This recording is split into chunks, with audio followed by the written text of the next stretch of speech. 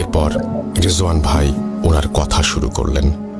একটা কথা একটু বলে নিতে চাই, আমি যখন ঘটনাটি শুনছিলাম তখন নদীর ওই পার থেকে প্রচুর পরিমাণে শিয়ালের ডাক ভেসে আসছিল, আর চারপাশে ঝিঝি পাড় থেকে প্রচুর পরিমাণে শিয়ালের ডাক ভেসে আসছিল, আর চারপাশে ঝিঝি পোকা আর ব্যাঙের ডাক যেন পরিবেশটাকে একেবারে ঘটনা শোনার জন্য তৈরি করে রেখেছিল।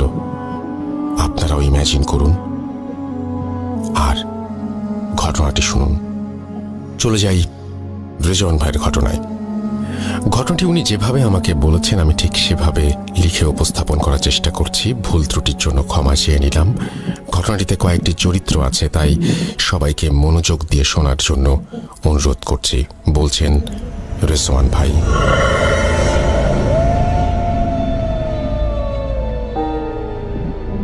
আমি তখন বরিশাল বিভাগের একটি কুরিয়ার সার্ভিসে কাজ করি। চাকরিটা ভালোই ছিল, কিন্তু একটা জিনিস খারাপ লাগতো যে রোজ একই ধরনের রুটিন। এভাবে আস্তে আস্তে আমিও আমার কলিগরা যেন হাঁপিয়ে উঠছিলাম। কিন্তু এই একঘেয়েমি কেটে যায় কোরবানি ঈদের ছুটিতে বাড়ি গিয়ে। এছাড়াও ঈদের 2 দিন পরে 6 জন মিলে একটি ট্যুরও দেই আমরা রিফ্রেশমেন্টের জন্য। ট্যুর থেকে ফিরে প্রায় 4 দিন আমি বাড়িতেই ছিলাম। 1 বছর 9 মাসের মতো হবে আমার বিয়ে হয়েছে, কিন্তু ওয়াইফের সাথে বেশি সময় স্পেন্ড করতে পারিনি দূরে চাকরি করার জন্য।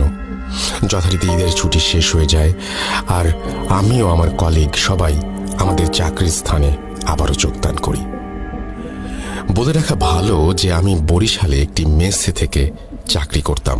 মেসের একটি রুম আমি একাই নিয়ে নিয়েছিলাম আমার প্রাইভেসির জন্য। মেসের আর বাকিরা অবশ্য আমার কলিগের মাঝেই 2-3 জন ছিল। ওনারাও সিঙ্গেল রুম করেই থাকতেন, যেহেতু সবাই চাকরিজীবী। বাড়ি থেকে মেসে ফেরার পর কয়েকদিন কেটে যায়। এরপর একদিন মেসে আমার বাজারের ডেট পড়ে। আমার রুটিন মতো আমি বাজারের দিকে রওনা হলাম। বাজারে গিয়ে মাছ কিনতে গিয়ে এক বৃদ্ধ চাচার কাছে আমি দেখলাম মোটামুটি বড় সাইজের ইলিশ মাছ দেখে মনে মনে ভাবলাম, এহে, কতদিন খাই না, দেখি যদি একটা নিতে পারি। এই ভেবে আমি চাচার দিকে এগিয়ে গিয়ে চাচাকে জিজ্ঞেস করলাম, কি চাচা, ইলিশ কত করে দিচ্ছেন? উত্তরে উনি বললেন, স্যার 200 টাকা কেজি। ওনার এই দাম চাওয়ার কথা শুনে আমি ভ্যাবাচাকা খেয়ে যাই আর ভাবতে থাকি, কি বলে 500 টাকার উপরে দাম আর উনি 200 টাকা চাচ্ছে?